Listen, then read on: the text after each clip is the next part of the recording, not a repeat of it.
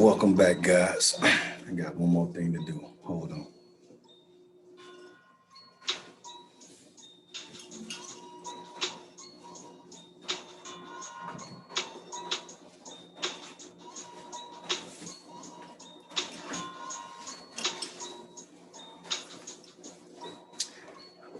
All right, let's get started.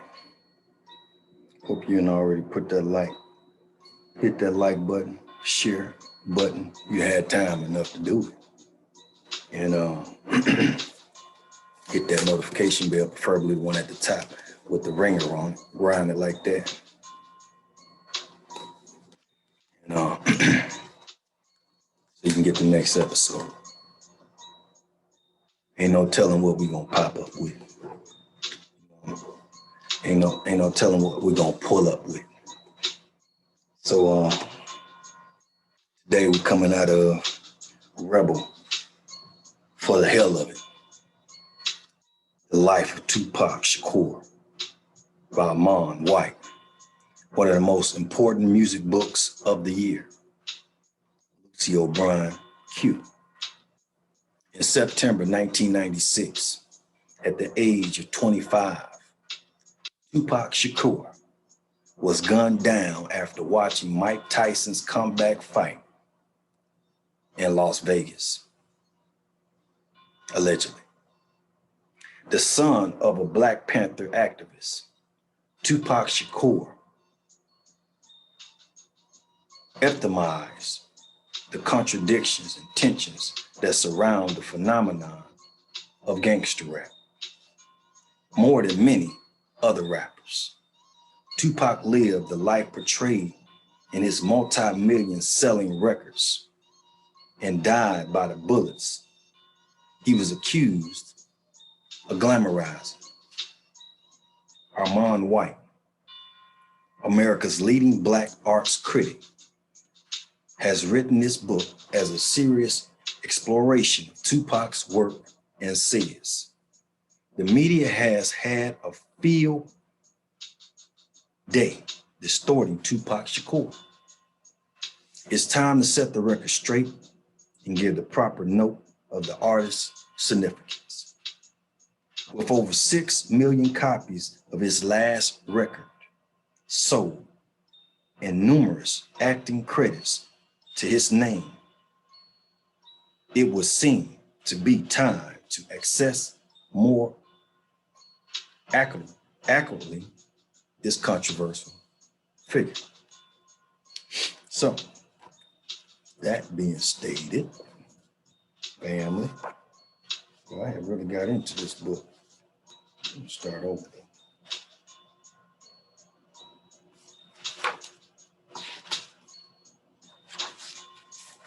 Let's get started.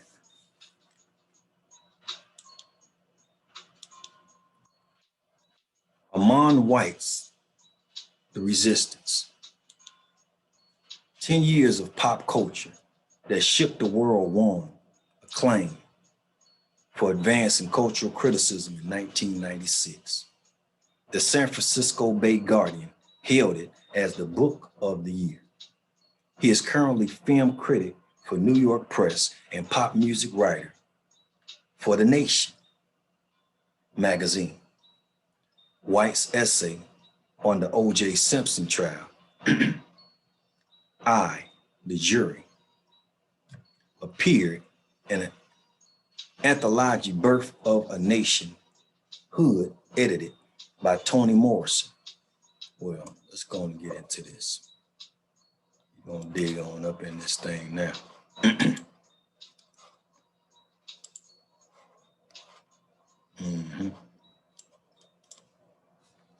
Y'all know who O.J. Simpson is, right?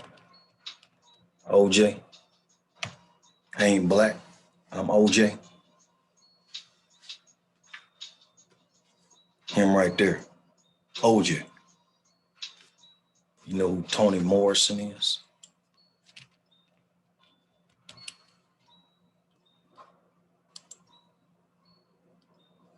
There she is. All that.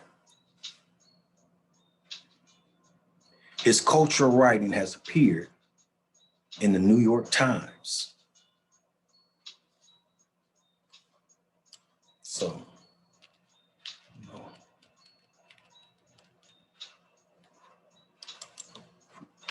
right there. The Village Voice. Now that's something new. The Village Voice. Let's see. All right. Spin.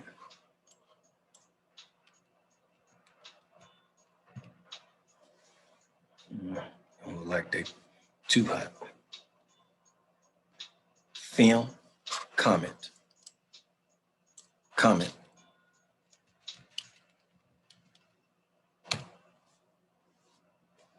Okay. Sight and sound.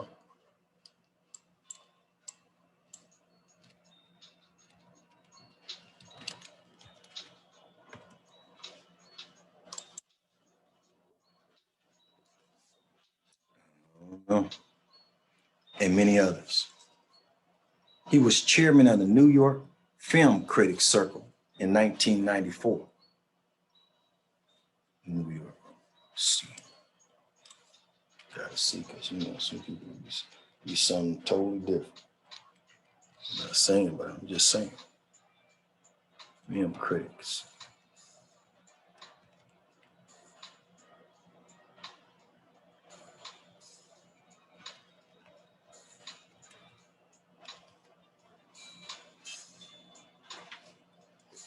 Okay.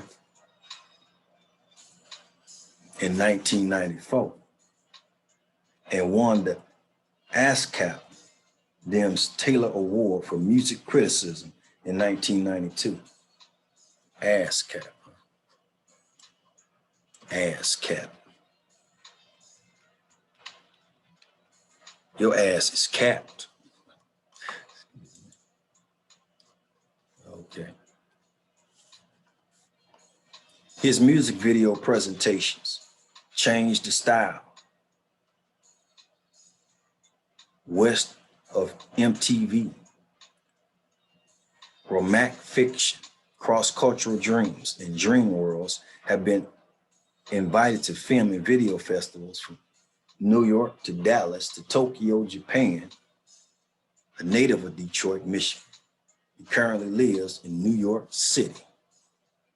Anybody who wants to write a book about hip hop should be aware that this is the book to be. And anybody who wants to read one should be aware that this is the one to get. Charles Shaw Murray, Mojo. See who this is talking. See who is this talking. If we can. We put in some YouTubers and they pop up over the whole thing. See what we got.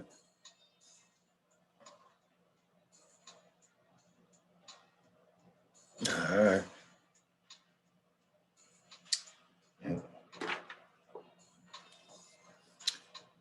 White Writes Like a Dream, powerfully argued, one of the most important music books of the year. Lucy O'Brien, Q.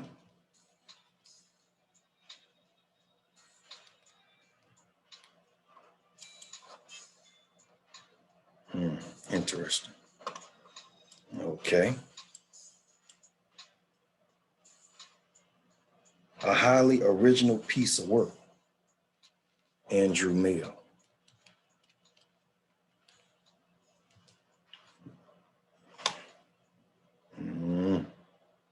Was that him when he was young? No, no, I don't know.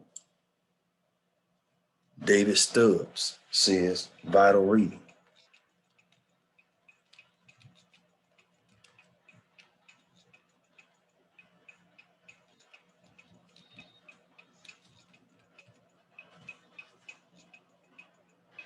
A couple different people on that one. An illuminating, irresistible achievement. Pride. A serious exploration of Tupac's work. The Voice. Well, a lot of these people ain't got their stuff together online because they ain't popping up like that. But I don't know, that might be pride. The rainbow colors, like the LGBTQ. All right. There you go right there with the voice. Parental advisory. Rebel for the Hell of It was written before March 9th, 1997, killing of the notorious B.I.G. Before he was before he passed away, allegedly. All right. I let all comment on that artist stand as proof of the significance he shared with Tupac in representing the picture of hip hop. I also want to remind all those hip hop exploiters who claim the rationale behind the 1992 Los Angeles uprising was already in the music to keep rap in the perception it deserves. Pious moralizing about the violent deaths of Tupac and Biggie Smalls suggests that many people still don't take the music seriously. Had they really comprehended hip hop, they would have expected these rappers to die horribly, suddenly, predictably.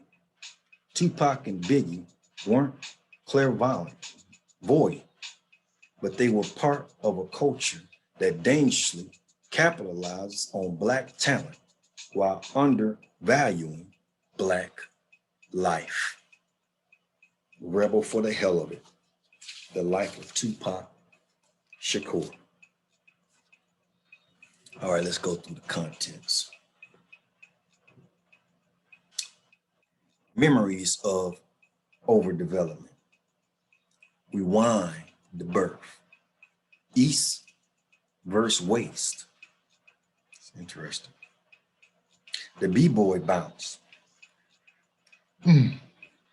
Children will listen. A star is bought. Contrast. Viewing the body. Lucky. Trails of the hip hop famous. Word is bondage.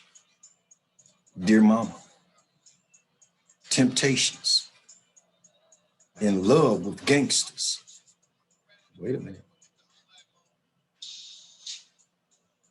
Shake It, Baby. Machiavelli. More entertainment, my reality. Keeping it real. Afterward, discography, index. Now this is a picture after Tupac got shot in New York, and he was getting put into the hospital.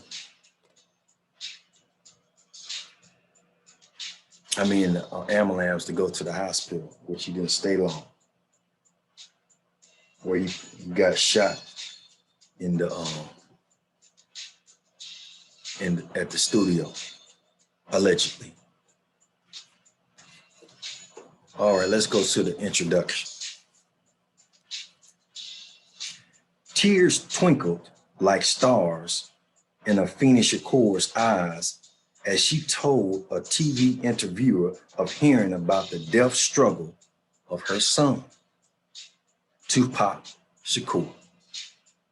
The doctor came out and said that Tupac had stopped breathing 3 times.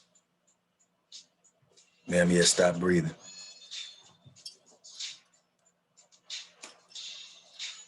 Ma'am, he had stopped breathing.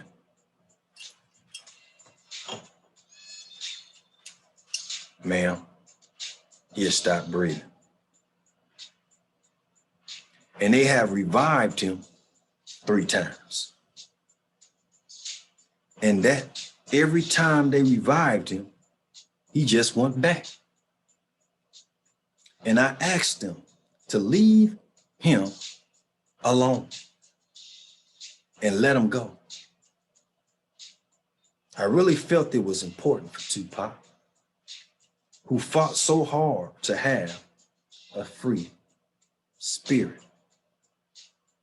I thought it was important for his spirit to be allowed to be free. And so I rejoiced with him in the release of his spirit.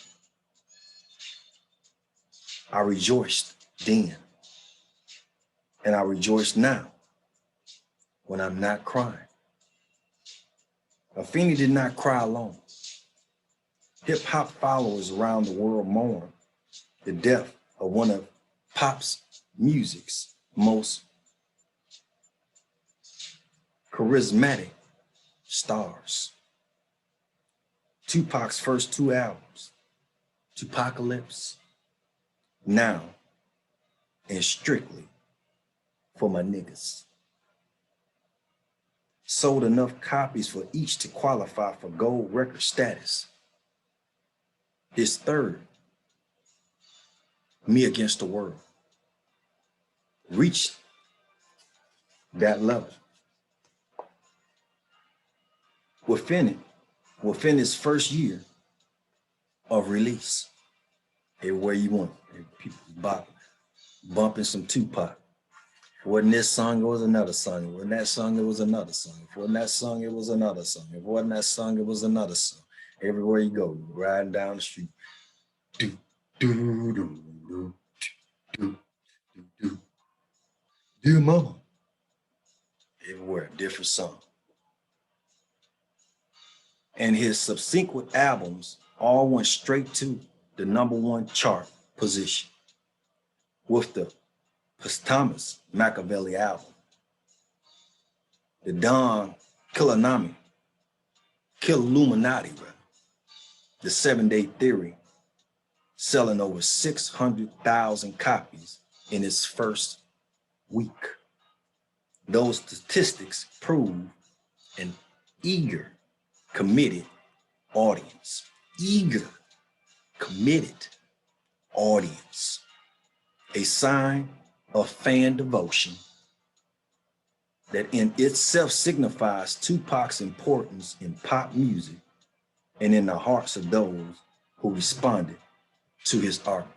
I remember this one brother said it was Tupac's everywhere.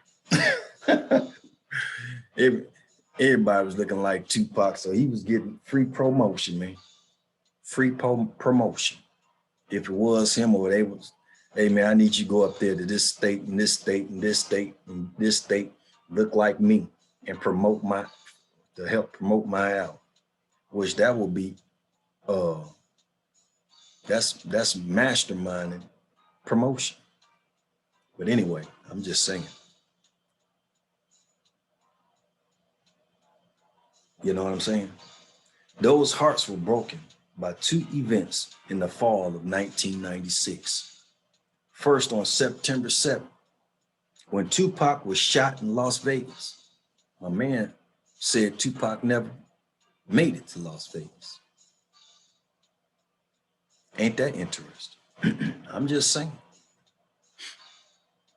He had just witnessed the heavyweight championship fight of Mike Tyson, a recently jailed pop icon like himself. Don't have no video of it. Him with Mike Tyson. I don't know, we seen him in MGM, yeah. But how we know it was that night? You see what they did to Kanika Jenkins' video. I'm just saying. You know, once a person pull a trick the first time, don't be surprised to try to pull the trick a second time. Trick. He had just witnessed the heavyweight championship fight of Mike Tyson and recently jailed pop icon like himself. And all that hug with Mike Tyson, if you didn't catch it before, is not the same day. The one where you see Mike Tyson hugging him, if you look at the hair on Mike Tyson's head alone, That was the first Mike Tyson fight of '96, not that one in September. So when you see him hugging Mike Tyson, that ain't the fight. No. They said they was looking for Tupac. Where he at? And that fight didn't even last long. Let's keep on going. Tupac was going here and there before they even got there. You take off and don't know where you went.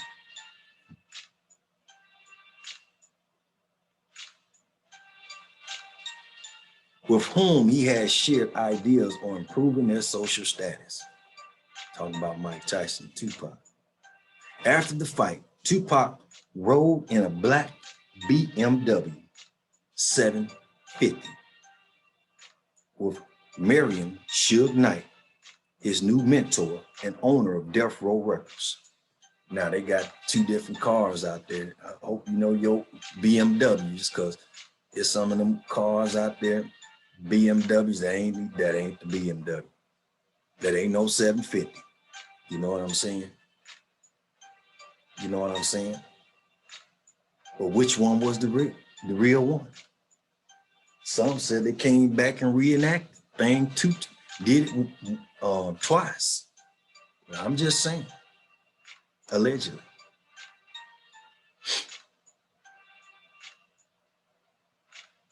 Hidden, okay, him and Suge Knight, his new mentor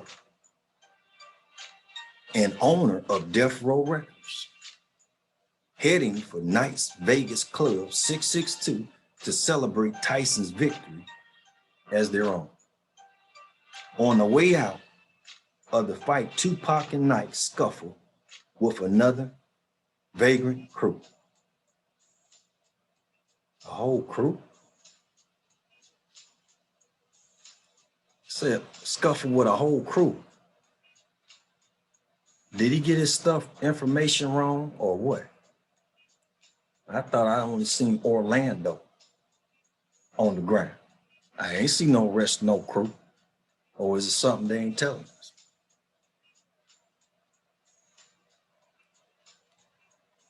I'm just saying. Crew. On Flamingo Road, their caravan of 6 cars stopped at a red light. A white Cadillac pulled up alongside and a man got out of it, walked over to Tupac's window seat and shot him. So he's saying the man got out the car. He had time to get up, pull up beside him.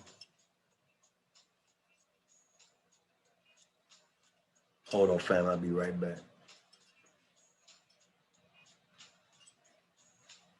Be right back. Hold on just a second.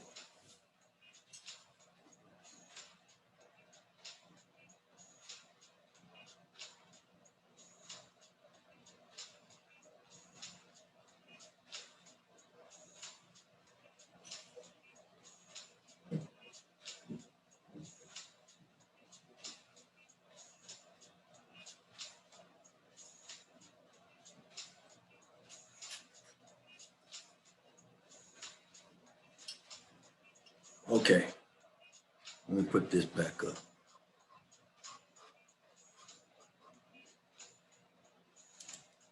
So he's saying the dude,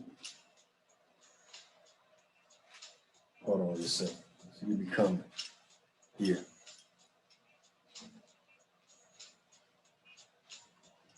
Yeah, so he's saying the dude got out the car. The dude got out the car. Like that. Walked up.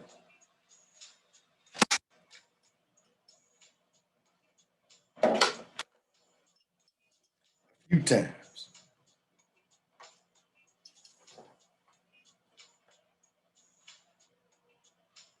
Walked up. Okay.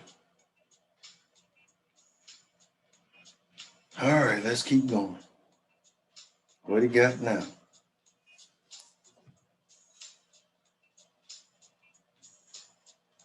Tupac took 4 bullets, Boom, boom, boom, boom.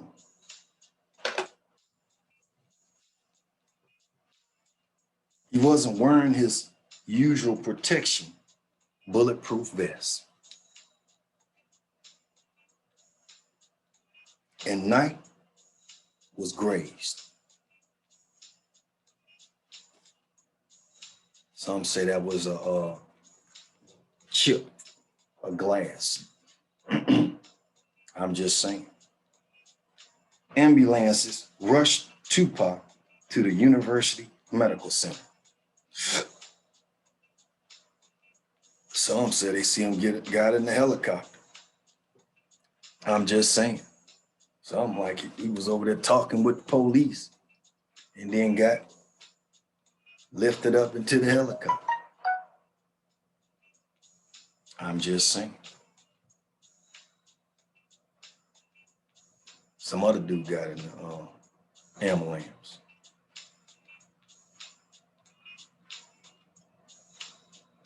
I'm just saying.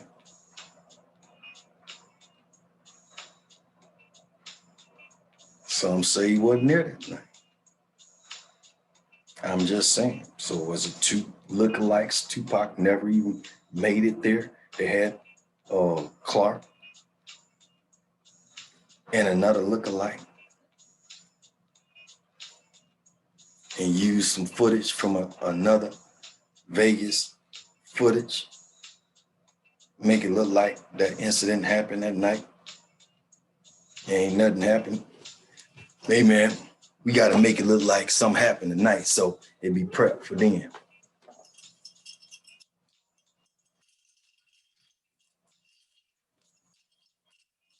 Then in the Vegas casino, when he go through the cameras moving and stuff, look like it was a dude right there like this. And he gave Pac gave him the chain. He took off running like this and got back in there, and Tupac went the other way. Or the other decoy, and the other guy took the lead. I mean, see, in this time period, it was a lot of people walking around with lookalikes. Michael Jackson had lookalikes. Saddam Hussein had lookalikes. Gaddafi had lookalikes. Maybe even the president had lookalikes. I'm just saying. Let's keep going. Second heartbreak. On September 13th, Tupac died as a result of respiratory problems. Did he die or his image die? But they kept bringing his image back. Just let him go. Y'all done brought him back, the image back 3 times. You're trying to get rid of it. Let him be a free spirit. Leave him alone. Stop trying to kill our black people with his image. I'm just saying. But Tupac, I ain't there yet. Doctors had removed one lung to assist his breathing. But internal bleeding continued. He also underwent a medically induced coma. After a week, the rapper's fight ended.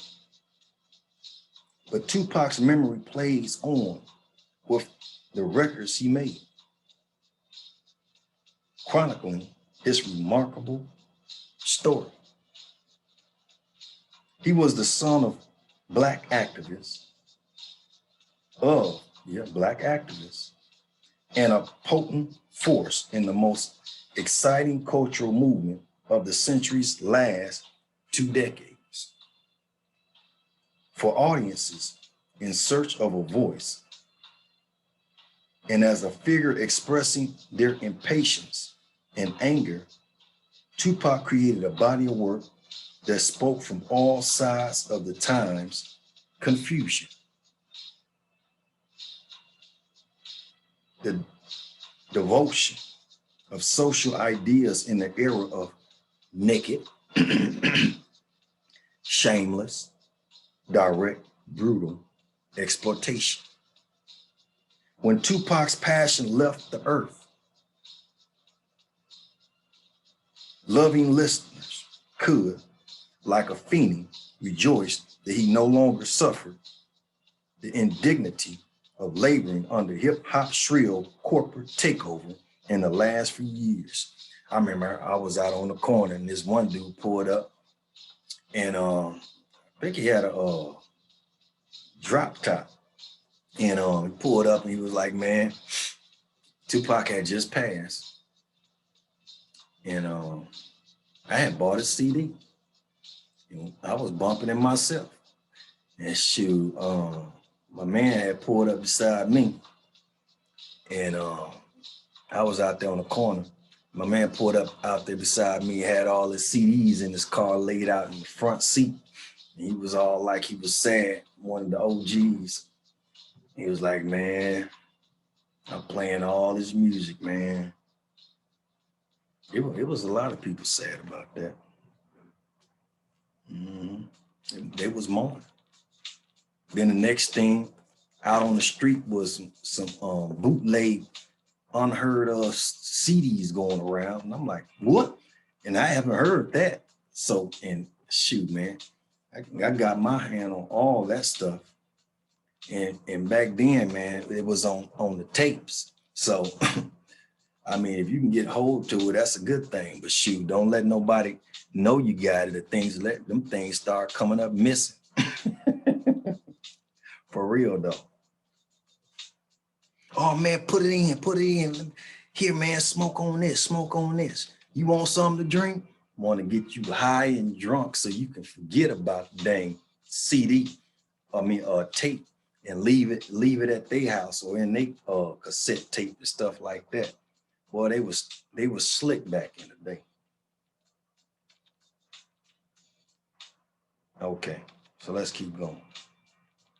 This development upset his ideas about individual revolution and demanded that listeners and artists alike exchange their deepest feelings for their value in the music industry's marketplace. Tupac's achievement as a pop artist was based on notions of unruly behavior that would once have seemed revolutionary, but now, in an era of compromise, have become common as everyday frustrations and the endless search for joy. The outcome of those ideas was largely embodied by Tupac's own fate and tragically acted out by his assassination, his disparagement, his death, his suppression. Interesting how he's saying his suppression. The 4 bullets fired. As often, he's saying 4. I guess as far as he's saying 4. The 4 bullets fired as often in modern tragic tales by a brother. I don't know how nobody could ever get the right number of bullets and stuff together. Crooked cops ain't trying to get the right statistics. It was 2, 3, 4, 5, 6. Who gives a shit?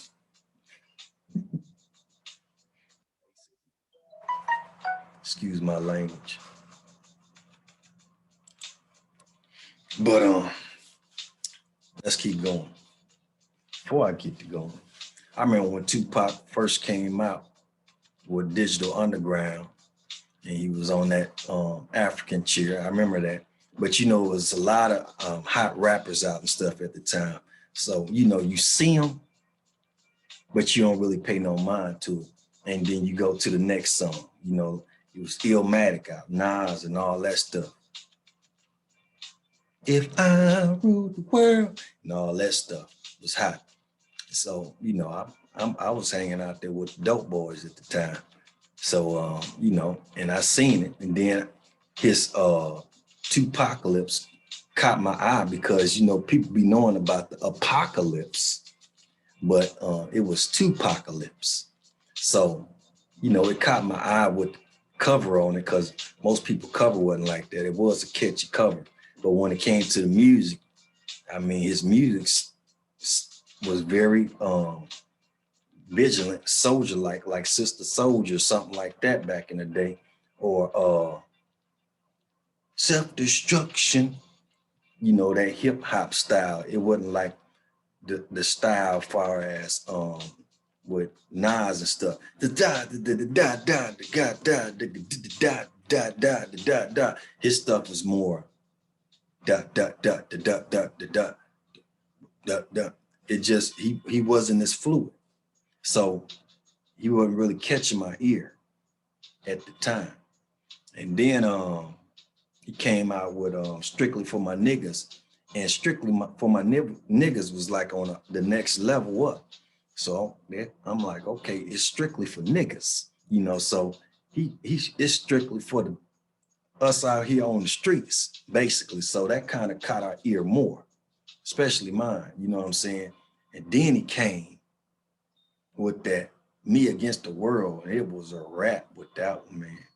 It was a rap. I remember I had just got me a CD player system that I had got from down in Memphis, Tennessee, going down there, the guys with the big hats on the strips and stuff. I went down there with a couple of homies, and we was down there selling shoes and clothing and stuff. We had drove the truck down there from Michigan down there to Memphis, Tennessee, and we was out there. They had some preachers out there on the mic talking Jesus, you know, out on the grass and stuff. They had girls walking around practically naked out there. You had guys with the pimp hats on and the clothes on and all that stuff. And we was down there in the at the like a big, they used to have them in the big warehouses, and everybody come up in there and bring all their clothing and stuff and sell it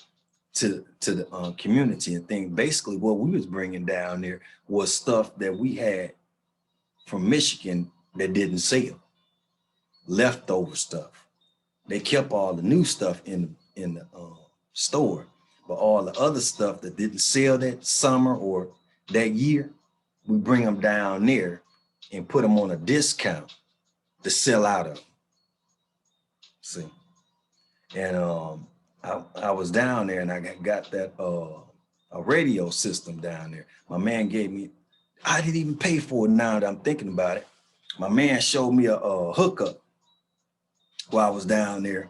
How did it go?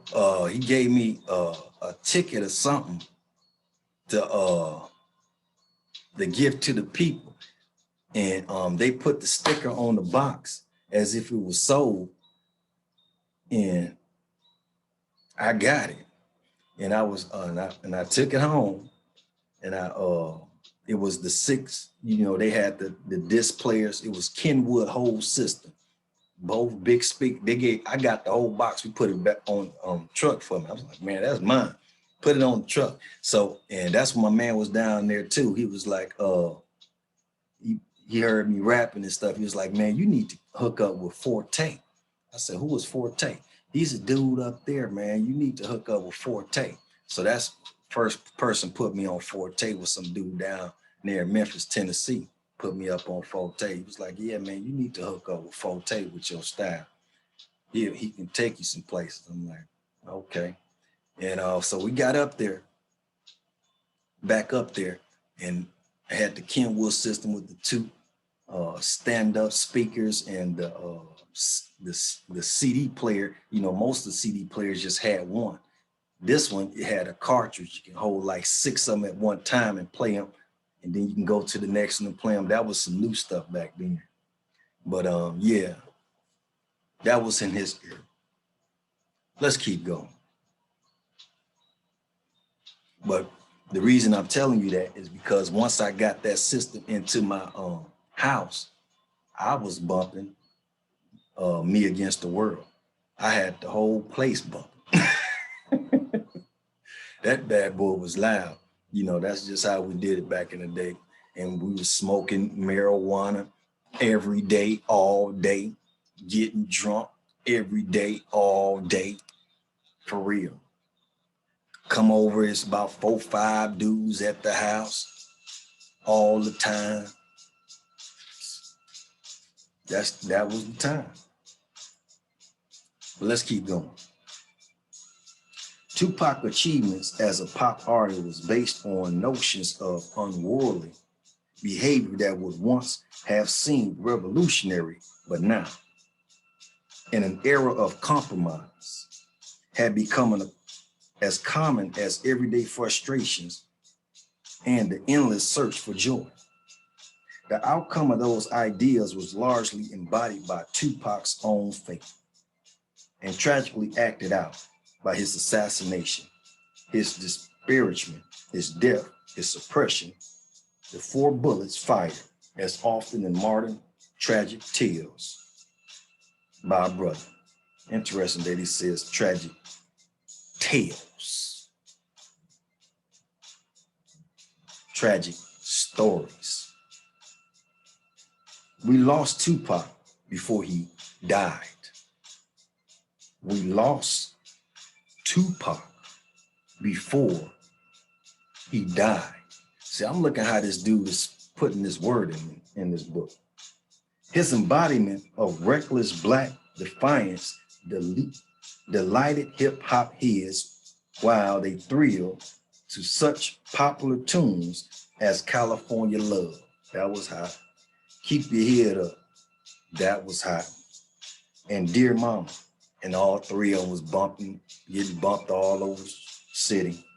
The Temptation too.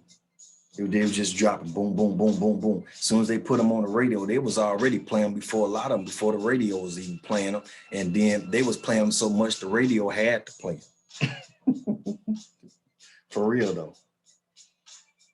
The imperishable story of a son's love for his mother's strength, but mostly for her ideas, is in the groove. Not much pride or familial concern was voiced over Tupac's self-destructive acts while he lived. Only sideline observations and an occasional pat on the head, just like bad parents give. And so Tupac himself bequeathed to the hip-hop nation the same irrational bluster that he could depend upon to get attention. Like the late rap impresario Eazy-E, interesting that he put Eazy-E in this, Eric Wright, Tupac has left behind complicated legacies of thuggishness, caring, seriousness, silliness, affection, crime, sex, violence, and through it all, pride. Tupac's paradox stand right next to the defilement mainstream media sponsors for Black people in the celebration of success that many Black folks following the dictates of the Reagan era respect as much as personal integrity. Now, I remember my man, one of my homies said he did security for Tupac, and Tupac was coming out of a performance, and he told him to hurry up and get in the car before these dudes mess him up. And he told me then, this is back in like 1998.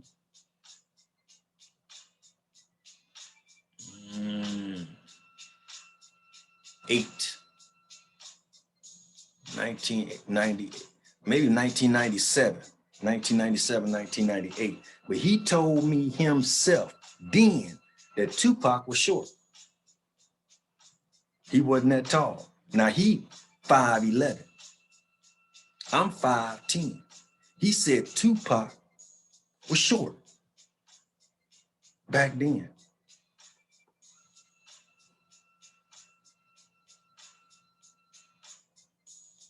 Okay. And then my other homeboy, he went to one of Tupac's um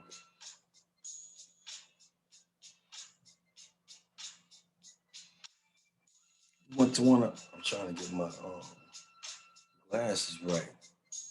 One is all higher than the other one and stuff. These up in a minute. Okay, I guess whatever. But he went to Tupac concert he had up there in Flint.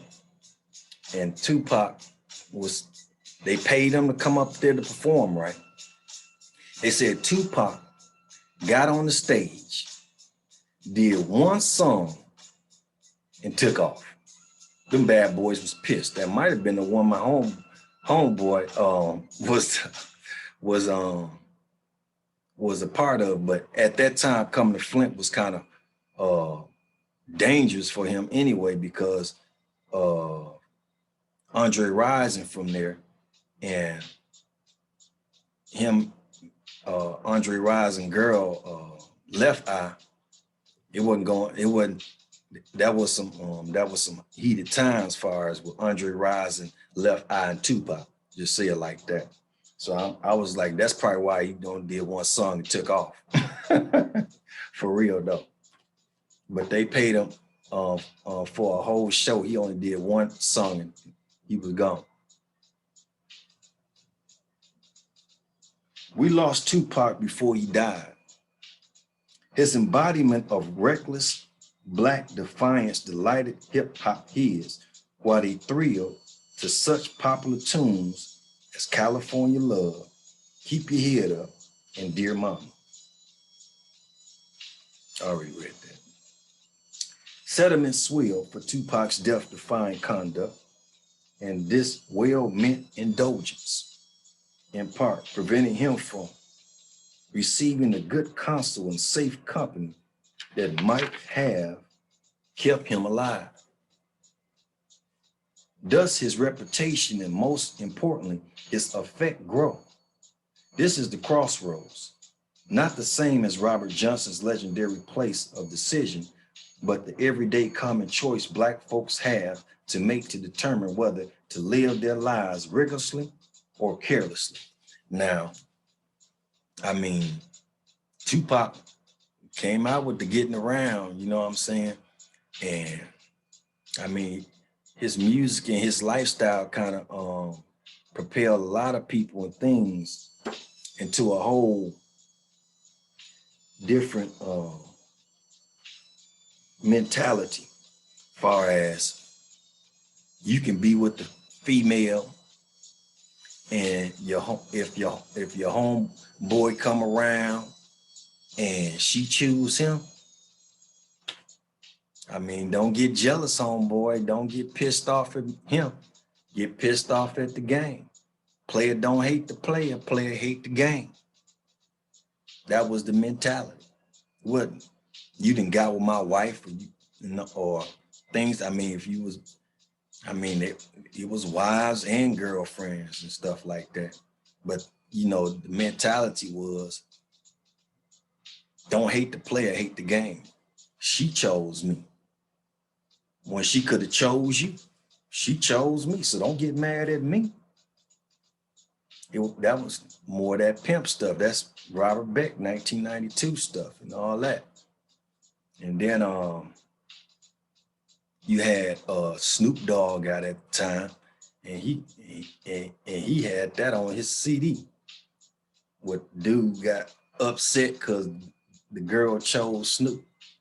Hey, don't hate the player, hate the game. We can settle this like men, or we can get into some gangster shit. That was the mentality. And that's not cool. I mean, you should mess, if that's your homeboy's girl, man, just let them be, man. There's so many other women out here. Why you gotta fuck, excuse my language, why you gotta be wanting the sex on her too? That's only one girl, and that's your homeboy. She keeping him feeling good and happy, and a peace of mind, and now you want to come over there and just mess it all up. They working on getting married. You come over there and bust it all up, and then don't even want the woman. He could have kept the woman, had children by the woman. Most times had children by the woman, then married the woman later if they're gonna get married. But he could have married the woman, then had children.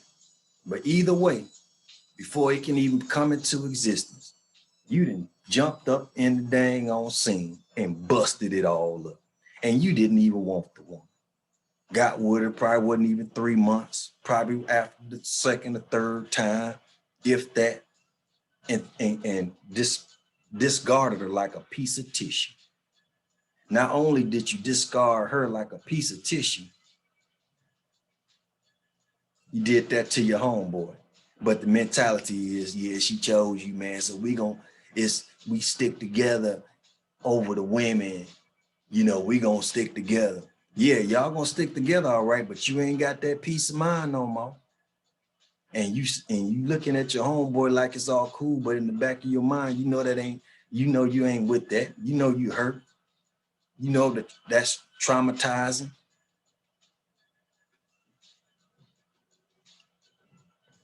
But suck it up though, making you strong. Yeah, you didn't get hurt from it. It's gonna make you strong. A lot of that stuff, man, wasn't doing nothing but tearing up Black community households. Then you had the drugs there. You had the marijuana there. You had the crack there. You had the cocaine there. You had the alcohol there. You had the beer there. You had the cigarettes there. And then you got this mentality on top of that. Traumatized. We was traumatizing each other. We still traumatize each other, family, today. We're getting better at it as far as, if you was a homosexual back then, or wasn't even a thing, I don't even think it was a thing, even somebody even calling themselves a transgender back then. As far as it was, if they didn't even call it homo. They may say homo a little bit, but if you was gay or a faggot, they was gonna kick your ass. Get the fuck out of town. Get the fuck out of Dodge. We don't want you nowhere around. But I'm looking at the mentality. What you upset with him for? You over here messing up your homeboy whole livelihood and life. All mixed up, twisted up, upside down, inside out. Let's keep going. Miscomprehensions. Another modern epidemic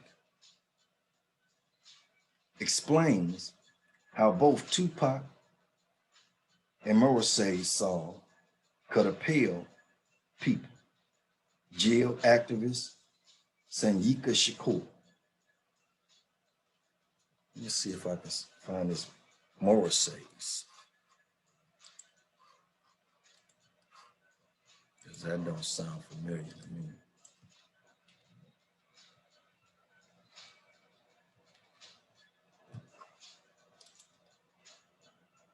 Okay, you definitely don't. And he looked like he got a little sugar in his tank. But whatever floats your boat. Let's look at this other guy.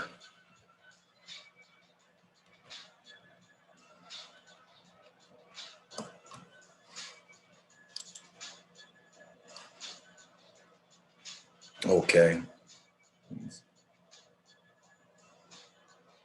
Yeah, I think I done seen him, if this that guy. But his name ain't that in the street. Call him something else.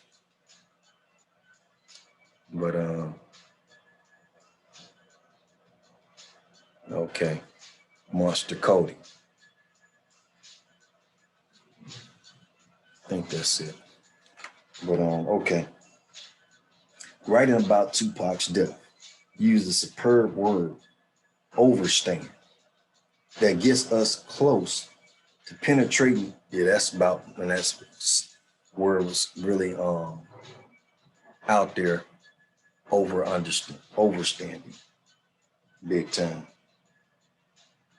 Overstand that gets us close to penetrating such pop culture out. Alarm, bro. Overstand challenges the ideology we take for granted in the word understand. By asserting our command of ideas over the existence of established rules and law. Interesting. While Tupac and Morrissey represent different, almost contrasting responses to social ills, the difficulties they raise require pop audiences to think for themselves about the personal pain of social distress. Tupac put it succinctly when, on the album All Eyes on Me, he worried, will I die if I don't go pop? Will I die if I don't go popular? Popular music. Instead of sticking with the so-called gangster music. Will I die if I don't go pop? So if he don't go pop, popular music, he gonna die. What was the popular music?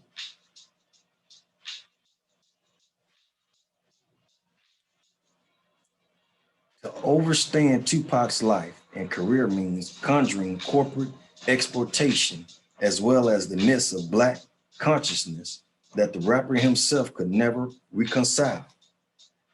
It's a Gemini for you.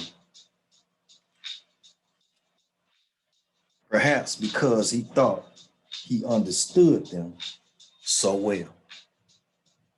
As Russell Simmons eulogized in The Source, if you don't know what The Source is, let alone Russell Simmons, I don't know where you've been at.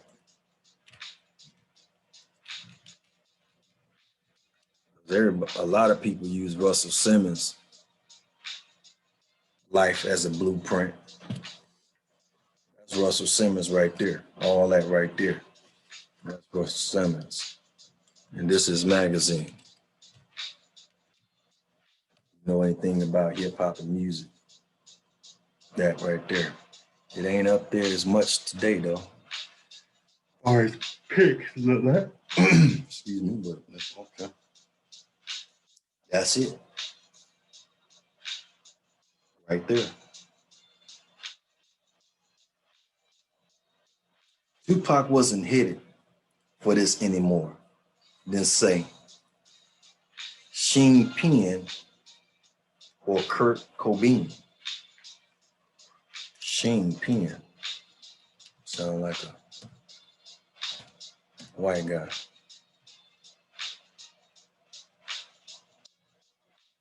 Sometimes I think they put these white guys in there just to make their book more for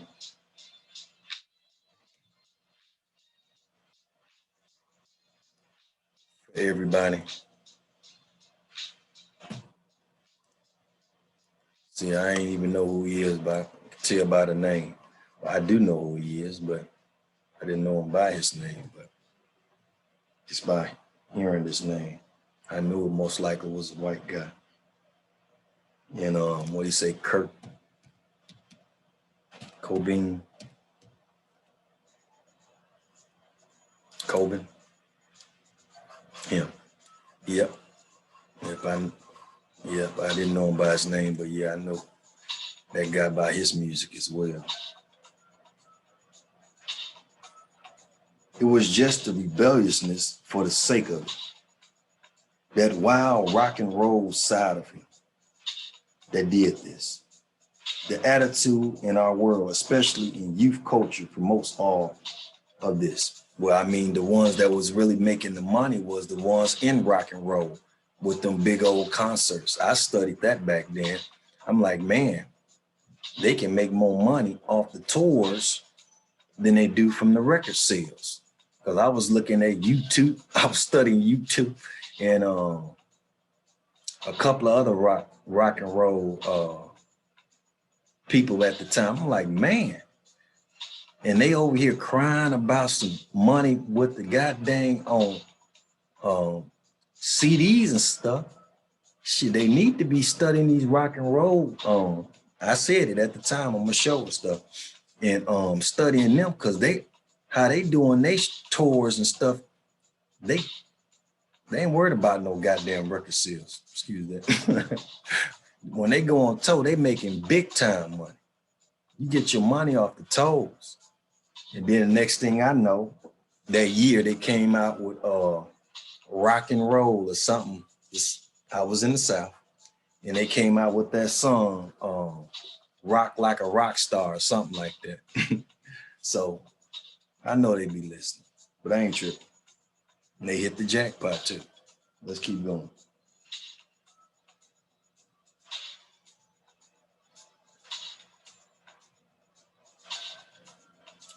This book is an effort to make sense of all of this. Tupac in the context in which he lived, unsettled by the mass atonement occasioned by that particular drive-by shooting. Now he's saying drive-by shooting.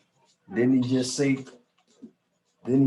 at the beginning that the bad boy got out the car, walked up to the car, boom, boom, boom, boom. So that's retarded. My man had a gun. So he's saying he got out the car, walked up to the side with Tupac, bam, bam, bam, bam. And then he had time to get back in the car, roll off. Okay, let's go, man. Ain't nobody ride by shooting like that. That's crazy as heck. Heck no, that bad. If anything, like, man, you tell them that story, man, they ain't going for that. Them people from the hood, them people in the hood ain't going for that. That bad boy look like a dang fool to get out, walk up to a car, and shoot Tupac. Before that bad boy turn his back, he gonna be on the floor. We gonna have to switch that. No, he was in the car, and they pulled the car beside it and shot, because that story ain't gonna work. But I already put it out.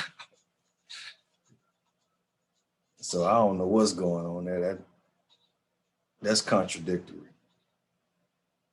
Because a drive-by ain't no get out the car, shoot, and get back in the car. That ain't no drive-by. That's almost a suicide. Somebody packing, and you don't know who packing or not. And I know you ain't trying to die tonight. Who you fool? Okay.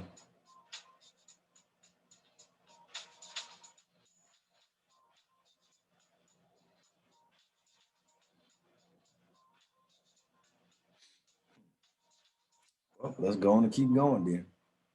Unsettled by the mass atonement occasioned by that particular drive-by shooting, I mourn for the means lost to those people who either follow or distrust Black culture. That ain't Black culture, God damn it.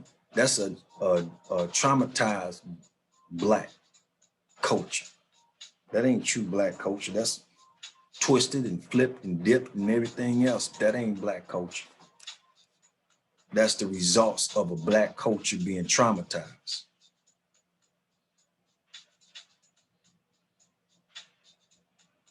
But okay.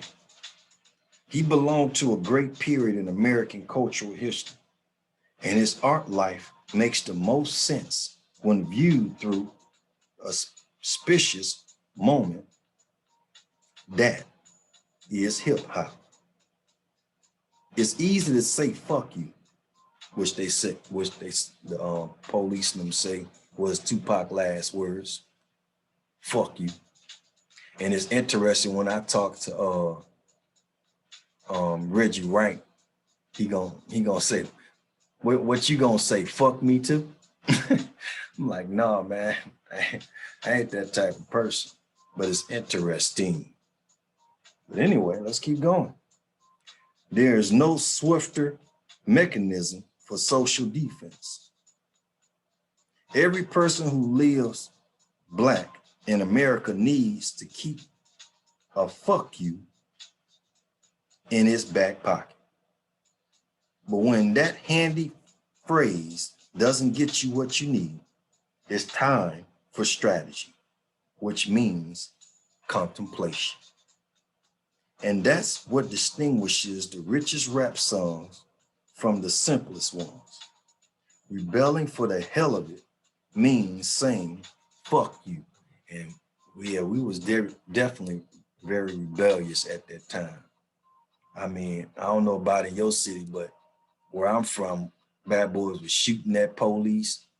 Bad boys getting chased by police around corners and dipping. And I even did a couple of dips on police. But to be honest, shoot, you got to catch us first. Shoot. You don't catch us on that first bend, there ain't no telling where we at. You ain't no telling where we at. We gonna go all slow until we make that turn. Once we get that turn and you can't see us no more, boom, shoot, where they go? That's all you know.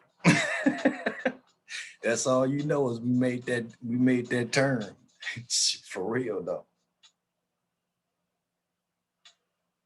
I mean, police from where I'm from, shooting, them bad boys shooting back at police, cussing out police. Police didn't even want to come to the neighborhood until after everything was over with, like they do some now. But shoot, ain't none of that coming into our hood and getting out and hitting somebody or shooting somebody and thinking you about to make it to the next block. Homie, everybody packed. Find out you done shot their homeboy. You better got some back. You better have backup because you gonna need it, and your backup gonna need it. I don't know where it's at today. I don't know. A lot of guys start putting on dresses and Fruity Loops. So I don't know. Let's keep going.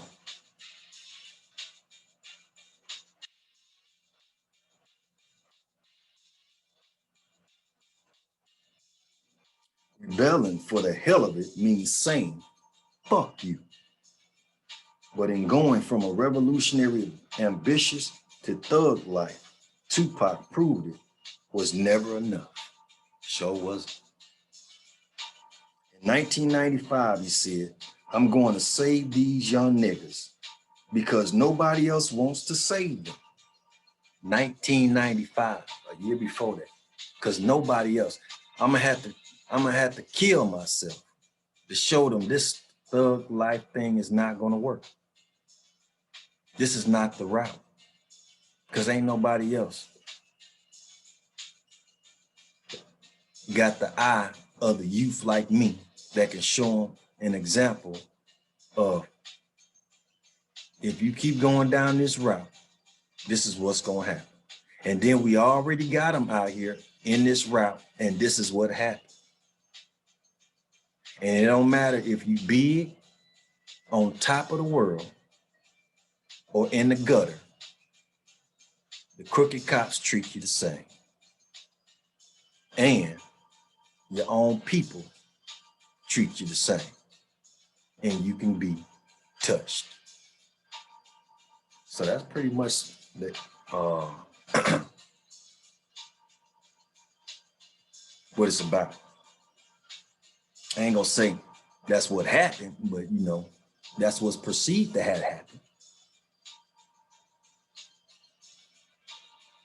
Some say he got up and went down in the drain system and took that route over there to Mexico.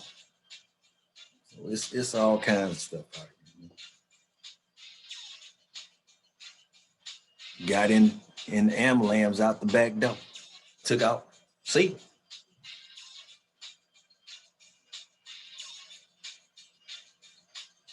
The truck, whatever you want to call it. Nobody ever came to save me. Let me say this part again. In 1995, he said, I'm going to save these young niggas. Never ignorant, getting goals accomplished. Because nobody else wants to save them. I was out there. Can't blame me. Don't say I was one of them. I'm not in that category. I was definitely in the front lines. Nobody else want to save them. Nobody ever came to save me. But it's just so I was on the east side, west side, north side, south side, inside, around, outsides. But shoot, I can't do this by my damn self. That's what I always was thinking. Where the rest of these motherfuckers? So I know the feeling, man. You be doing a lot of work and everybody else just smiling at you, waving at you, and don't give a shit. Man, forget $1 give me you need to be giving me some thousands or something, because I'm putting in work for goddamn thousands by my damn self. Seriously. Let's keep going. That's why thug life to me is dead. They just watch what happened to you. Nobody ever came to save me. They just watch what happened to you. That's why thug life to me is dead. If it's real, then let somebody else represent it. Because I'm tired of it. And yet, when posting for the cover of All Eyes on Me, he threw up West Coast hand sign to taunt East Coast, West Coast rivalry, then claim it's a W for war. Well, you can't tell him what the hell he threw up. If that's what he wants, it could look the same, but he want to change it up to be something else. It could be Williams, as far as I'm concerned. He told you what he put it up for. Except he said war, because we are at war and been at war, and definitely was at war then. But what war against what is the question. If it helps to mend that terrible, unnecessary rift, I have taken Ready to Die, the debut album by the Notorious B.I.G., as a model. Deep down, despite his differences with Biggie Smalls, Tupac loved the album. Loved the album by the Notorious B.I.G. as a model. Well, I know back in that time, people was talking about the word was out on the street talking about Tupac was like this dude that took my whole dang on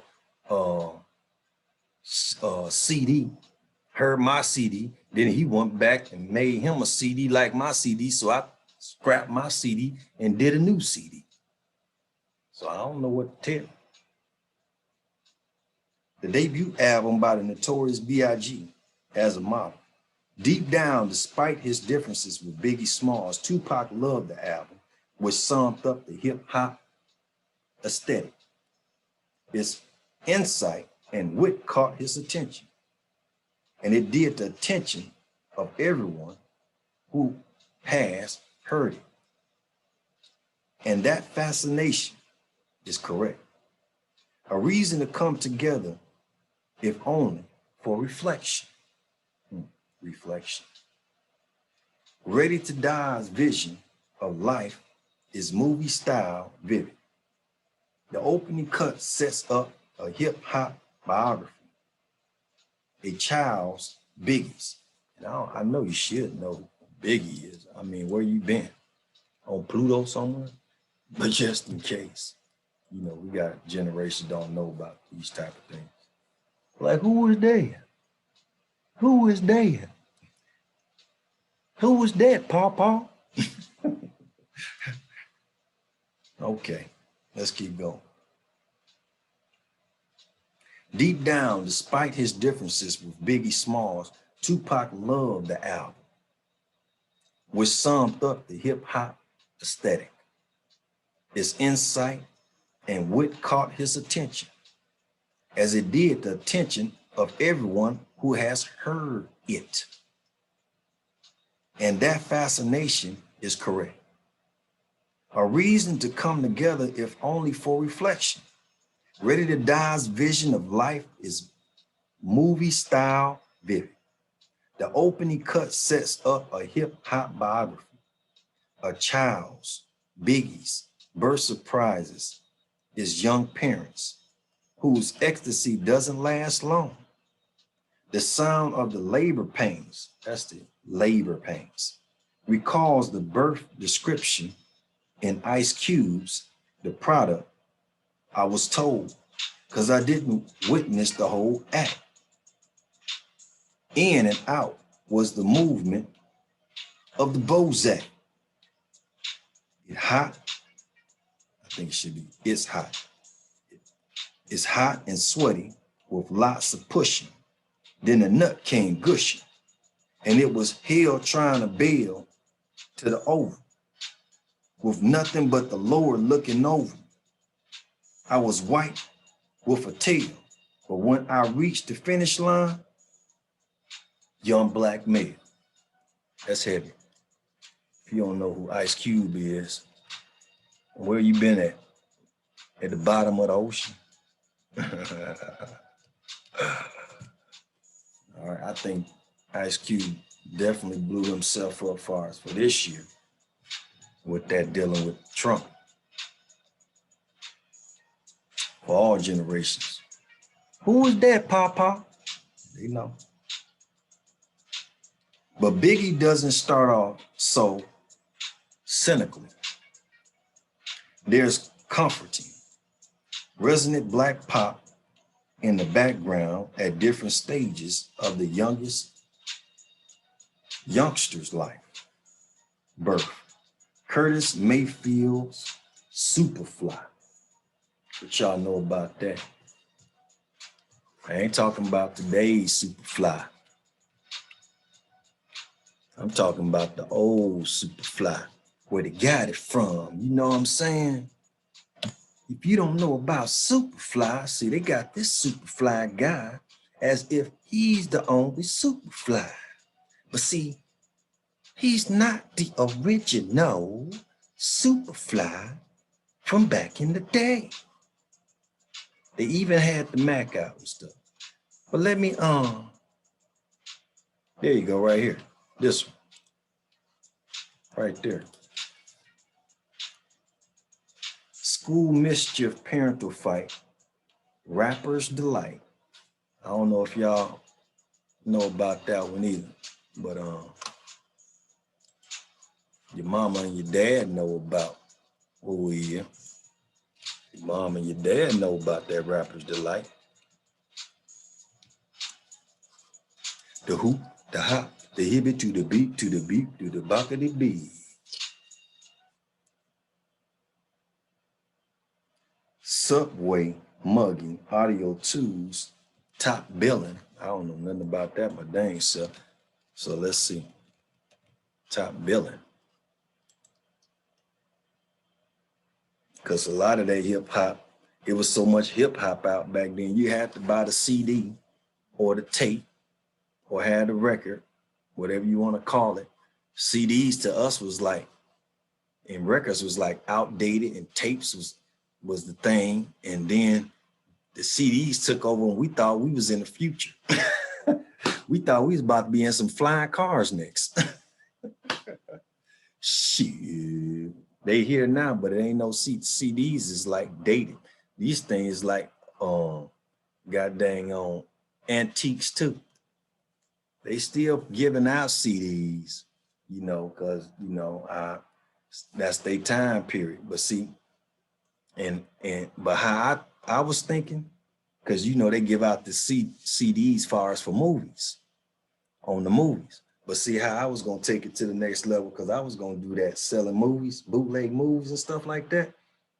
You can get the dang on flash drive at the dollar store. Get the flash drive at the dollar store, put the music on the flash drive, which is smaller, and just give them the whole, they buy the flash drive. That's what I was thinking. If you go, I mean, you got to advance. I don't even got no CD dang player. Well, yeah, do I got a CD player? No, I ain't even got no CD player. So, I mean, that's dated.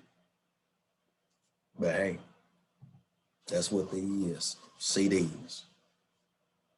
And you know, you still got people giving out CDs and DVDs, you know, even the movies. I mean, the movies, I mean, shoot. I mean, I was gonna take over the whole game. I'm giving you some game right now. I was gonna take over the whole dang game. Wasn't gonna be nobody out here selling no movies or no or no music unless they came up to my status. Cause as far as I'm concerned, I put on them dollar drives, you can at least put 2 or 3 movies on there and 2 or 3 CDs. As far as I'm concerned, how much as you can put on there, I was gonna put it on there, and they was gonna get so much for the price you couldn't beat. I mean, I put that main movie on there that they wanted, but they had that main movie and some more. $20 on pop. I was thinking I may still do it, you know, because shoot, as far as I'm concerned. But I was if I'm gonna do it, I'm taking over the dang on game, especially if you still dealing with them dang outdated CDs and DVDs, homeboy. For real, if you was in my circle area, you was about to be put out of business. That's just real talk. But I'm just putting you up on some game. Don't be surprised you hit the jackpot. But let's keep going. But I mean, today, I mean, you can get anything practically on YouTube. And hey, how you make your money? You make your money now, just like the rock and roll. You got to go out and talk. Or you got a great marketing strategy like Nipsey Hussle and something. You know what I'm saying? So he is for $100 a pop. I heard them say that. I was like, what the heck? Then I thought about it. I'm like, dang, that was genius. For real though. Jail release, Snoop's Gin and Juice. I mean, if you don't know about Snoop Dogg's Gin and Juice, then you don't know Snoop Dogg. You ain't no dog. You know what I'm saying? You must have been at Stanford a year. I don't even know how you be there. That boy Snoop Dogg was in Stanford, Yale, all the way down to the slums. So I don't know how you missed that one. I don't know how that one went over your head. Especially after the Tupac thing. Tupac admired the way Biggie kept pace with the historical development of Black pop, showing rappers' engagement with the form and the music's connection to real life. The 70s rock critics' notion of using music as a soundtrack to life is trashed here by a deeper, more interesting analogy that takes the message, the tone, the feel of pop, not as background or foreground, but as expression. This may be a particular feeling of the hip hop generation whose modern experience is both. Don't worry, I'll be, so you can get it in the chat in a little while. But I got to put some more things together with that, you know, getting the tools together. All right, you know anything about it. Whose modern experience is both defined and substantiated by pop music and the culture surrounding it. There go that again. He threw that pop in there. We got to go back and see. Let's go back a little further on that part. Because he's talking about, Pac talking about, they want me to go pop But if I go pop, if I don't go pop, would I die? So let's see what he said. Excuse me. This may be a particular feeling of the hip hop generation, whose modern experience is both defined and I don't know, I just said it. Substantiated by pop music and the culture surrounding it. So now they want to call it pop music. Back then they called it gangster rap. We got to get rid of them thugs, that gangster music. They called it gangster music. They ain't said nothing about no damn pop.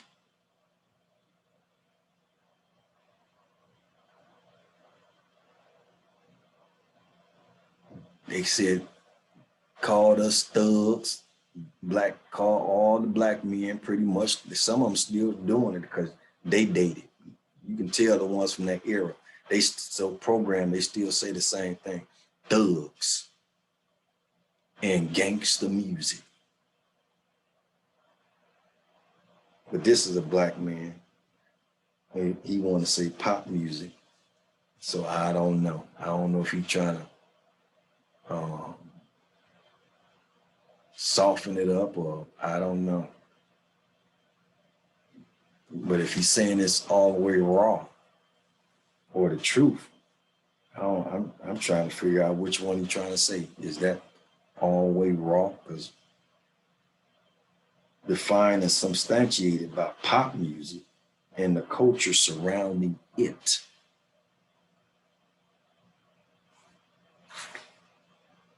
This may be a particular feeling of the hip hop generation, whose modern experience is both defined and substantiated by pop music and the culture surrounding it. I guess popular music, I guess it'd be money, drugs, alcohol, women. Subsequently, the updating track, Things Done Changed, beautifully shades nostalgia with a palpable series of arpeggios, conveying how pop permeates emotion. Each track on Ready to Die can be taken as a piece of the world, a piece of hip hop itself. Okay. Hip hop itself. I don't know what's going on here. You know, yeah, leave the music alone. Keep it going. Subsequently, the updating track Things Done Changed beautifully shades nostalgia with a palpable series of arpeggios, conveying how, let's look that up. Well, what the hell? I don't know, something else. Maybe he think that's a small word to him. Maybe he think that's a small word, or sometimes, you know, guys at that time, they like to throw big words and you, so you'd be like, what's that? Okay, I see it. Series of arpeggios, conveying how pop permeates emotion. Each track on Ready to Die can be taken as a piece of the world, a piece of hip hop itself, turned on its culture. Biggie becomes a part of it. And that's what this book is intended to do. Its implicit narrative confirms that the topics of hip hop records, crime, anger, sex, dope, what? No politics? Are also the real imaginative production. Always some politics in it, to be honest. Vibrant lyrics and profane, fully engaged voices of both Tupac and Biggie. Similar Tupac needs to be situated among the records, movies, plays, and other cultural events that taught him how to think about the world and how to talk about his place in it, chapter by chapter. Rebel for the Hell of It moves through events in Tupac's art and life, shifting like a CD changer from the ambitions of his adolescence as a drama student in Baltimore to the important story of his parents' political legacy to Northern California is followed by explanation in chapter 4 of his ideological upbringing. Tupac's first album relation to his hip hop peers that began with the second album, followed by the soaring events in Hollywood during the filming of Poetic Justice. See, I don't like when people write books and they write books with a lot of big words in it so they can sound like this, you know, it's like a intellectual masturbation. But you know, when you hear them talk, I really write a book so it sound like you how you talk, instead of all of a sudden you became super to the extremical atmosphere of going in depth to the dimensional crater of the influence of the funnel that dips down into a more broad horizon. Like, what the hell are you talking about, man? For real. But anyway, I know y'all know what Poetic Justice is, right? You know who was in that.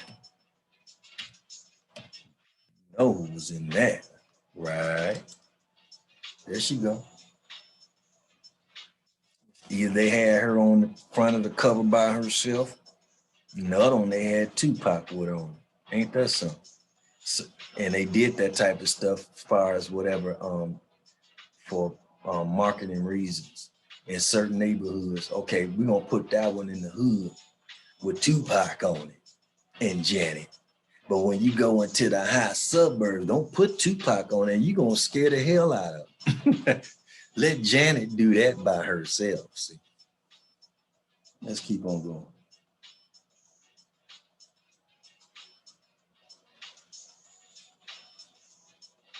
I'm trying to see where that was it.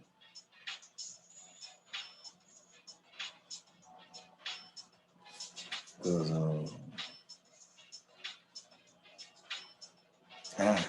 okay, I see it. Chapter 10 focuses on Tupac's mounting legal hassles, which are next amplified by the answers back he recorded in Me Against the World, with chapter 11 examining the history and emotions behind his most beloved song, Dear Mama. Then his increased reputation in the world of hip hop that led to moral temptation. To moral temptation? I don't know if that was some moral about that, because it sounded like to me, it was like, your man, leave your man for me. Can you get away? That's what it sounds. So I don't know about that. Led to moral temptation. Or maybe he talking about something. He ain't talking about the song. But yeah, I don't think he talking about the song. He increased reputation.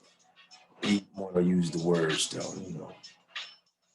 Then his increased reputation in the world of hip hop that led to moral temptation and an infatuation with criminal insolence that brought him death row's door.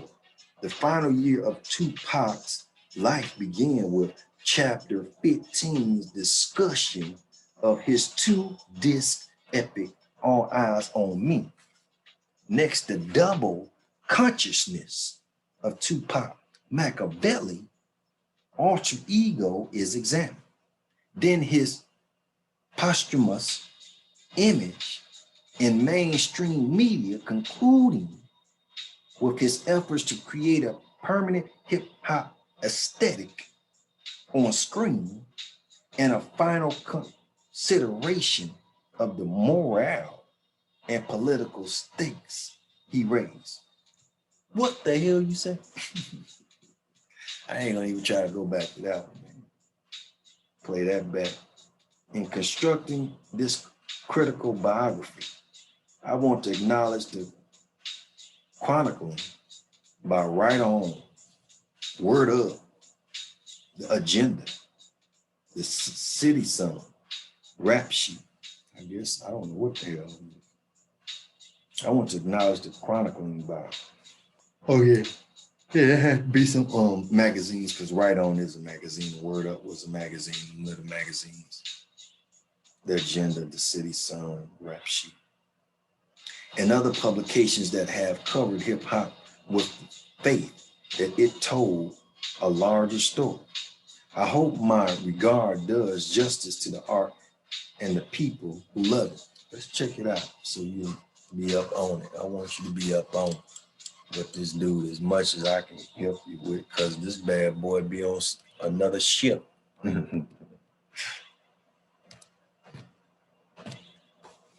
That's Right On. No, that ain't the Right On. So there it is right here. You talking about this right there. As far as when it comes to that Right On. Then Word Up, I think Word Up was more of a black culture themed magazine directing toward black folks.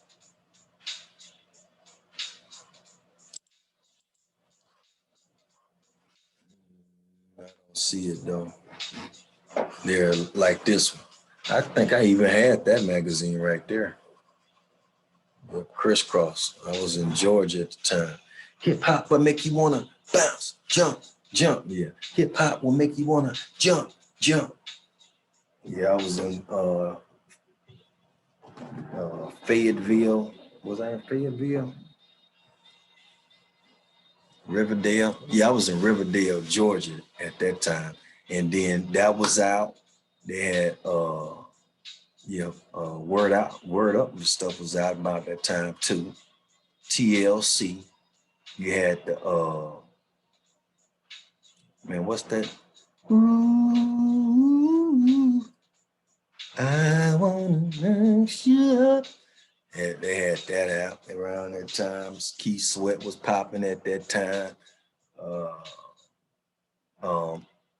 Everybody wasn't really playing Will Smith, but you know, they still was giving him his props. Will Smith had that song, Summer, Summer, Summertime, Summertime. So even though he wasn't really in the scene, he was still putting something out there, you know, for the people that wasn't trying to be the thug and was out there in the suburban areas. See, they market in different areas like that. So, you know, where Tupac couldn't go, Will Smith could go. And where Will Smith couldn't go, Tupac would be there. That type of stuff. That's why I was saying that with the poetic justice. They was doing their marketing to a certain market. Now the agenda, I don't know what the hell that is.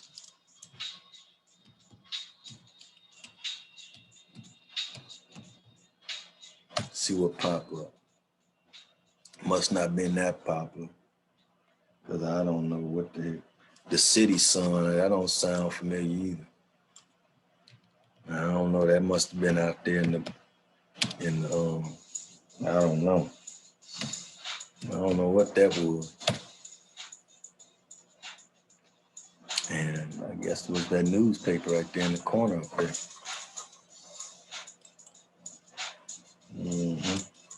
And Rap Sheet. I never heard of that either. Rap Sheet.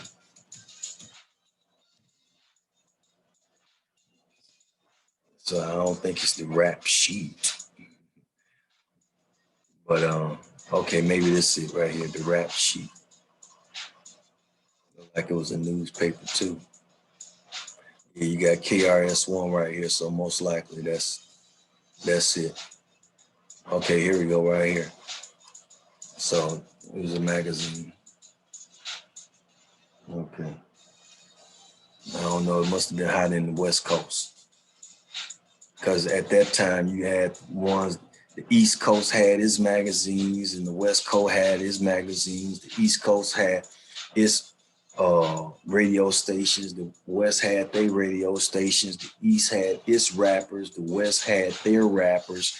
And they were so separated, especially after Tupac and Biggie. When first Tupac got killed, man, it wasn't nobody trying to go out and do no tours, no shows, none of that stuff.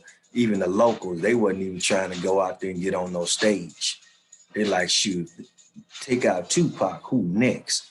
Bad Boys practically, it was like COVID-19 in a way.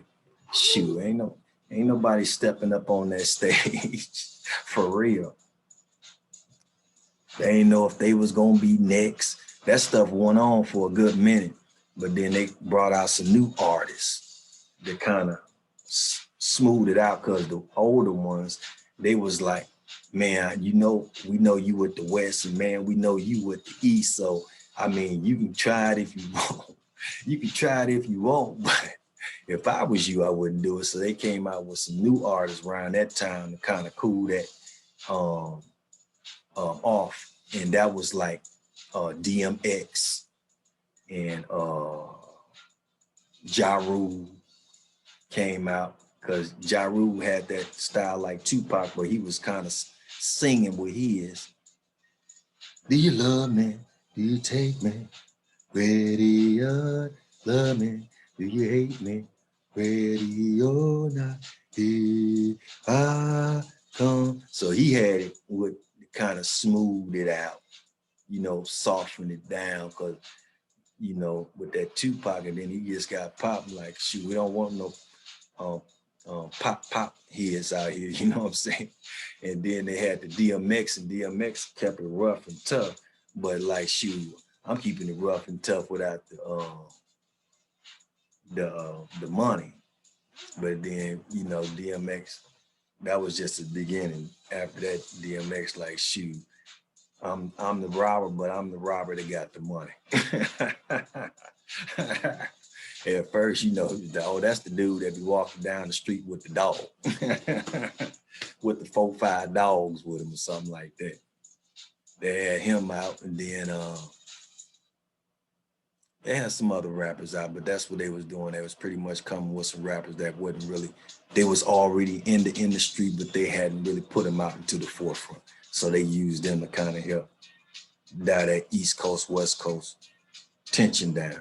I ain't gonna even say if it was some real beef there or not, but it definitely was some tension there, and and I don't think it was really between the artists so that much so than what it was with their followers, their fans, their diehards, that type of thing, willing to go all out. Oh, you with Biggie, motherfucker? Fuck, you ain't Biggie, motherfucker. No, fuck you and Pop. That shit. Oh, now I don't listen to that Biggie stuff, man. I'm with Tupac. Man, I don't listen to that big Tupac. I listen to Biggie. That crazy stuff. Just like this Democrat and Republican stuff was just going off. That's like the East Coast and West Coast stuff was going on. It's in the same parameter, pretty much. Let's keep going. Politics. The Agenda, the City Sun, Rap Sheet, and other publications that have covered hip hop with the faith that it told a larger story. I hope my regard does justice to the art and the people who love it. These would include the lifesavers behind this book: Barbara Zitwer, sound like a white woman to me. I don't know. I know a few black barbers, but when I hear that last name, Zitwer, you know, I think I about lost all doubt that that was a black person.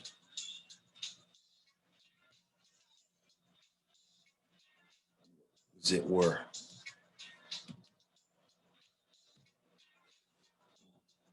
Yep. Bing, bing, bing, bing, bing, bing. Dang, that chick looked familiar right here, man. Like I knew her up there in Maine. She kind of looked like her too. But I don't know. That may be her older. She looked a little familiar to me. But anyway, okay. And she kind of looked like somebody I know too. Maybe her cousin or sister or something.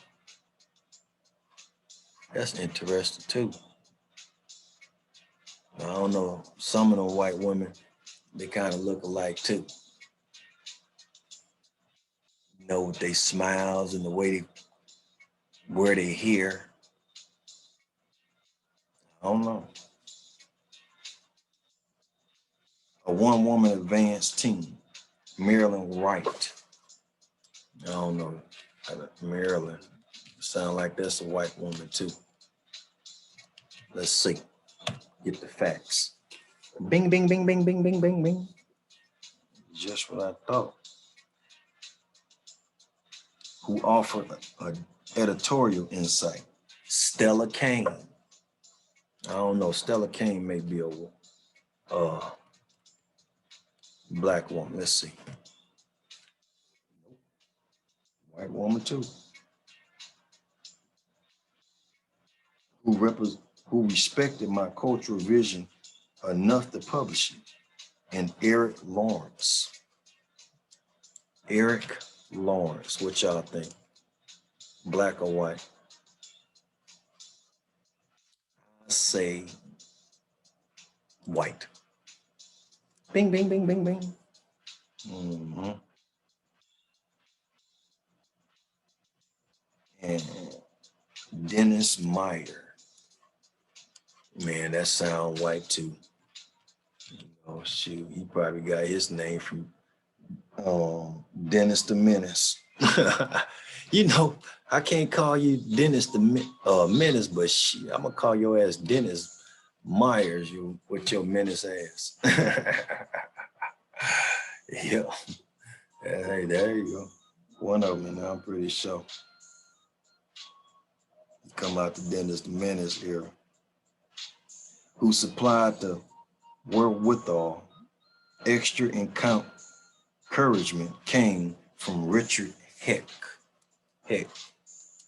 That sound like Richard. Anybody at that time period with a Richard? White man. I'm pretty sure. Richard Hetch. Yep. Who showed patience and support. Gregory Solomon. What you think? I don't know. That's maybe a black guy right there. Gregory. Around that time period. I don't think I know too many I don't even think I know of any white man named Gregory. Ain't gotta be black. Nope. Nope. Maybe he is. I don't know. I don't see no black. But dang, I mean, what happened here, man? This dude was like he had a super tan. That bad boy was out in the sun all day, wasn't he? That bad boy almost looked like he got a tattoo on his face. Benji DeMott. Okay. That sounds like a white man too. All these guys. I don't. That's what I'm thinking. DeMott. I don't know nobody with DeMott. And you know, coming up in school in that time period, you're gonna be hearing. I moved around a lot of different school systems, so I learned a lot of children names. That's the thing I don't like about that. The moving around, you meet friends. Man, y'all probably friends to this day, but shoot, I'm here this year, next year, I'm gone somewhere else. Moving around, man. Been having good time with your friends and hanging out with your friends. Y'all to share stories together. Y'all done what I have fun and all this type of stuff. And then all of a sudden, you gotta go. Time is up.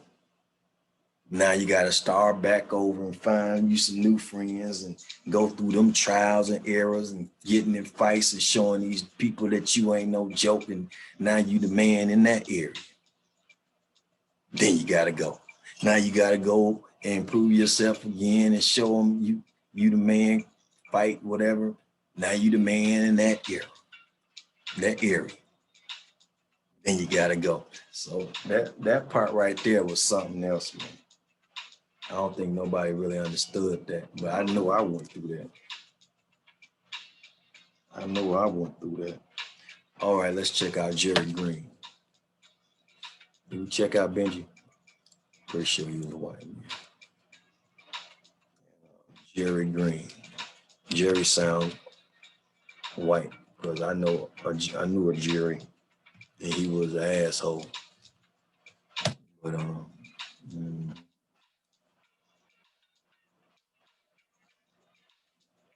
it's not Jerry DeMott, it's Jerry Green. But either way, I'm pretty sure it is. It might be a black guy. Out of all the ones could have been a black guy, it's Jerry. Only one popped over. Look at them ears though, god damn. Talk about you broke, but god damn, you don't look real, man. That stuff look like some goddamn Dumbo stuff for real. I mean, them eyes is out there. I mean, them ears is out there. That bad boy look like Mickey Mouse or some god damn. I'm just messing with you. I'm just messing with you, man. I'm just saying a little joke. God. But this picture here, man, this stuff look unreal. You look like you from goddamn Twilight Zone on that bit. Like, goddamn, what happened? Where am I at? If you can't walk it down the street, if you came walking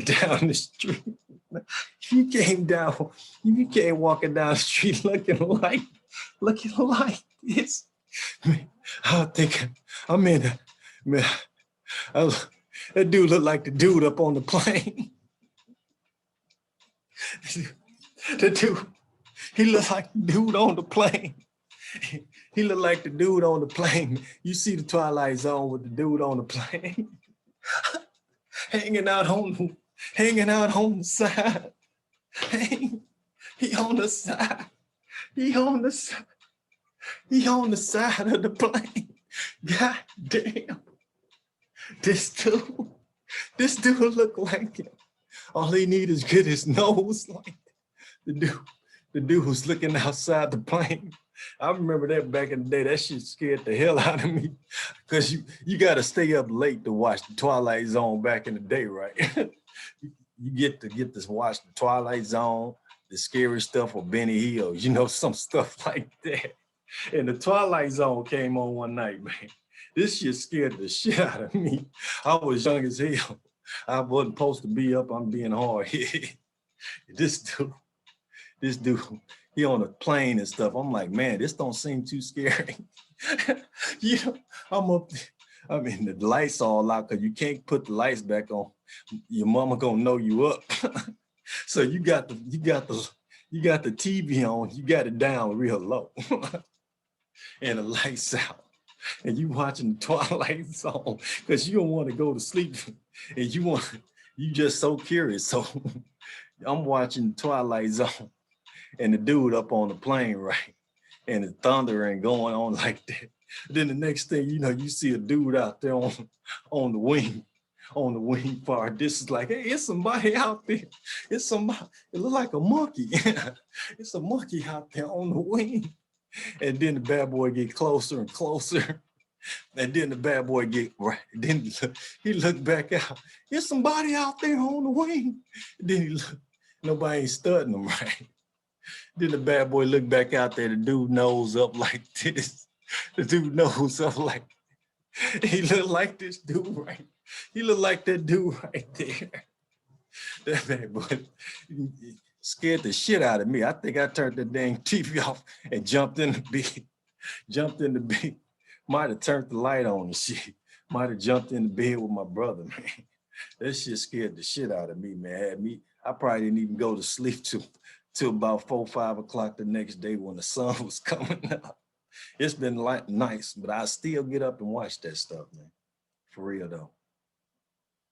Let's keep going. I'm just messing with you, but goddamn, them bad boys like Spock, but not pointed. Let's keep going. Jerry Green, I don't know how they forgot about you. Now, he looked like he got to move back or something. He looked more better on this picture. I don't know what happened here. He almost looked like goddamn Planet of the Apes or something. Let me get off of him, man. I'm sorry. I'm sorry. I'm just joking.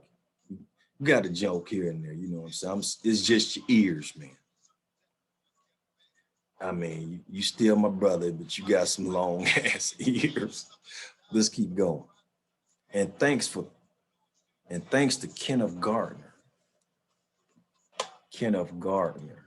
See, his ears look decent on this one. But I don't know that picture. I don't know what happened. I don't know what happened on that picture. I would have told him, you got to take that picture down. Hey, man, you got to take that picture down because that ain't showing my ears. No justice. Them bad boys brutalized them on that one. Okay, another white guy. All right. And Veronica Mixon. Wait a minute. Let's go. Veronica Mixon sound like a white woman. Yep. Yeah. She one of the white women that still she keep her hair like that. Keep her looking young, pretty, somewhat. You got to be to see past the wrinkles. But I'm just saying. Robert Lazaro. All of them practically white folks. I agree. No, man. Yeah, I'm messing my stuff up. Let's go to it. I gratefully dedicate this book to young people, Tupac, fans or not, who keep widening their perspectives, to Teofilo. Teofilo do not sound like no black guy. Yes, it's Teofilo.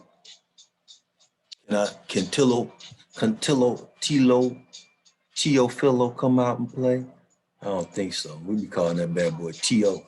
I kind of figured he might have been like Dominican Republican or something. But I don't know. This may be him right here.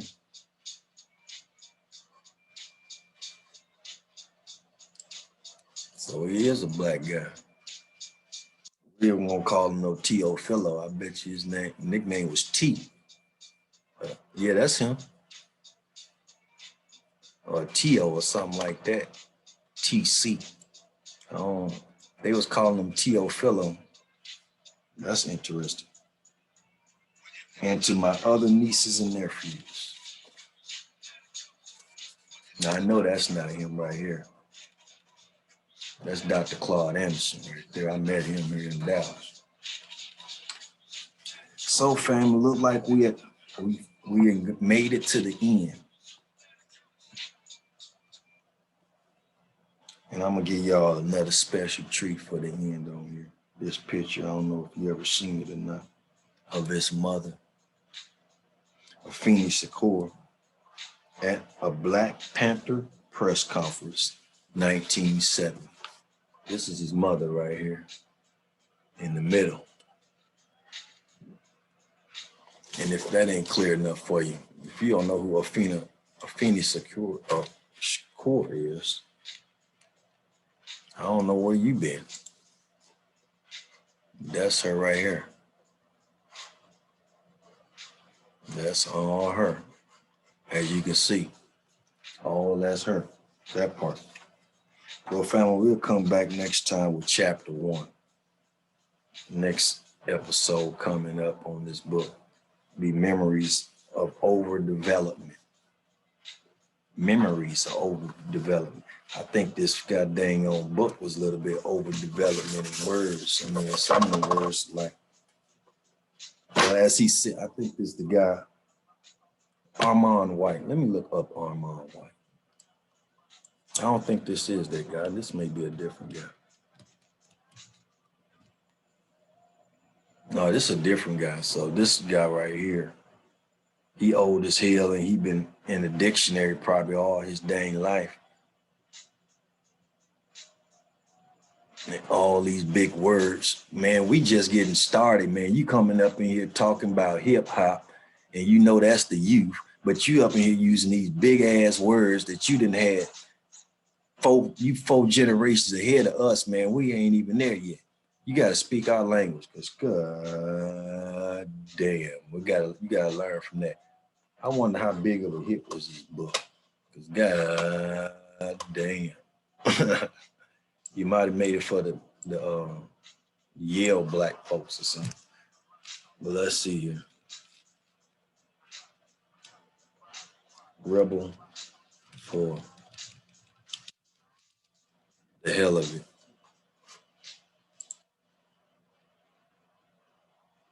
Let's see sales.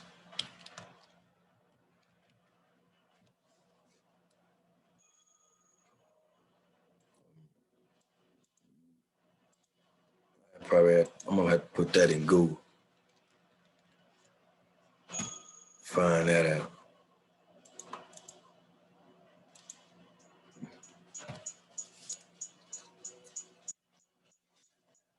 Okay.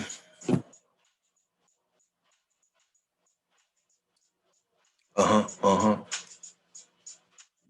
Yeah.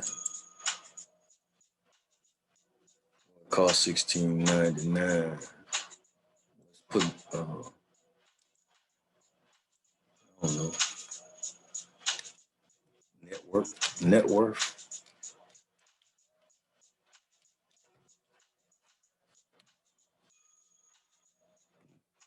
14 million. No, that ain't it.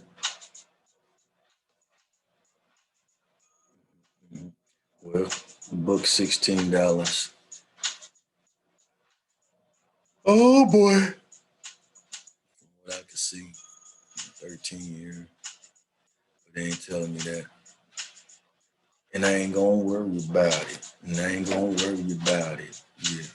So until next time, family, keep your heads up, stay focused, and read. Peace. We're gonna go out with some of this right here.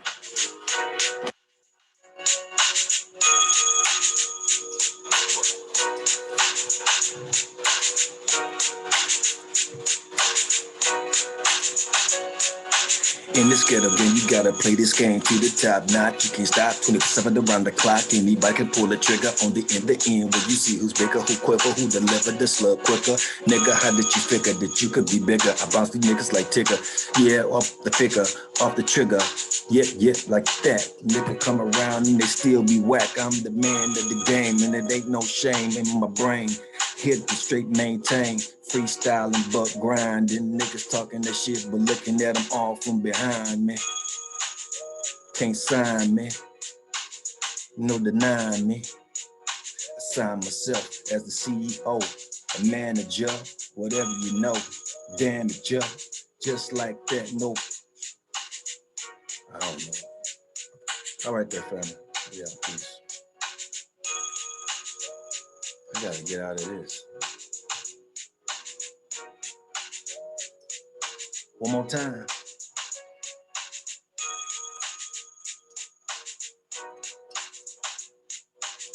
One more time.